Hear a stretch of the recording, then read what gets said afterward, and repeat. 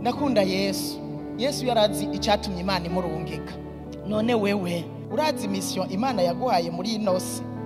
Yesu ku myaka 12 yaramaze gutahura igikorwa Imana yamutumye gukora, mission Imana yamuhaye mwisi.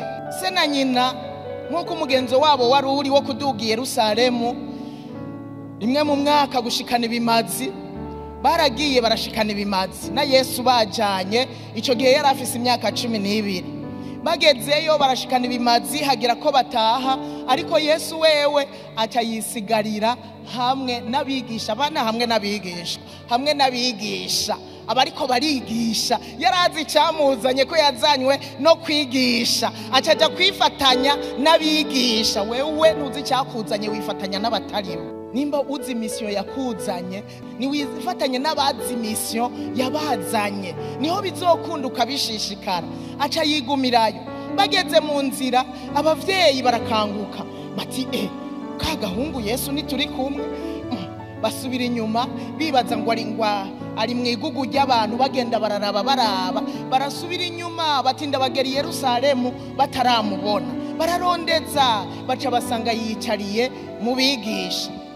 Muri Luka 2:49 nyina wiwe yaravuze ati Yesu mwananje, uraza aho twakurondereye tukakubura. Yesu acarababaza ati niki cyabateye kundondera? Murumva iyo nyinshi, niki cyabateye kundondera? Mwandonderera iki? Mu yandi majambo mwebwe ntimuzi ivyo ndimwo.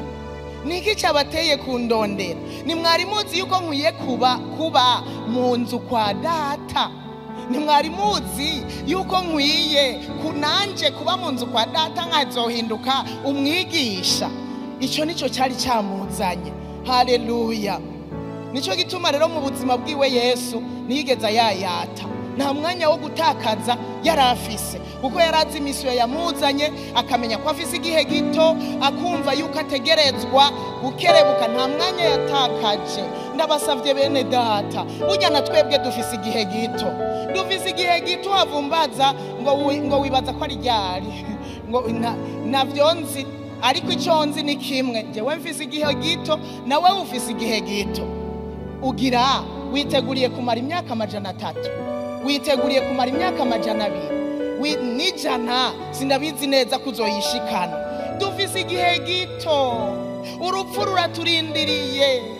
Si ibyo gusa, Yesu ashobora kuza, ntawuzi umunsi n'isaha. Dufise igihe gito, tureke gutakaza umwanya, tureke kwanjanjwa, tureke gusamazwa n'amatelefone, tureke gusamazwa n'abagenzi, tureke gusamazwa n'abantu batazi icyabazanye. Wewe nimbuzi mission yakuzanye itumye uri ngaha utapfuye, warazigamwe, ndakwinginze ntusamare, ureke gutakaza umwanya. Niko na Yesu yarabayeho.